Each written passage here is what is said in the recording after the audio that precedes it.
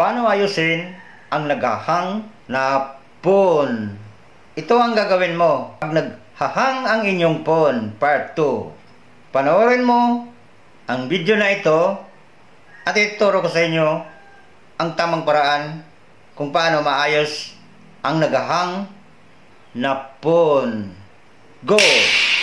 Una, paano ayusin ang naghahang na phone? First step is Clearcast. Itap natin ang settings. Din hanapin natin ang app management. Itap natin ito. Itap natin ang appless. Yan, appless. At ngayon, hanapin natin ang battery. Yan, itap natin ang battery. Pagkatapos nahanap na ang battery, itap natin ang storage and cache. Yan, itap natin ang storage and cache. At itap natin ang Clearcast. Yan, nakita mo, naging 0 na.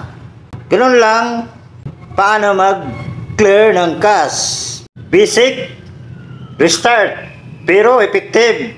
Ang gagawin natin ay itap natin ang turn off button. At itap natin ang turn off. Step, tanggalin ang junk apps kung di mo ginagamit. Itap natin ang phone master. At ngayon, itap natin ang storage cleaning. Mag-select tayo ng anong ang linisin natin. Dito tayo sa apps, image, clean up, large file.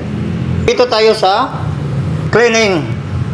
At ngayon, daming large file ang kailangan nating linisin. Yan. At saka yan.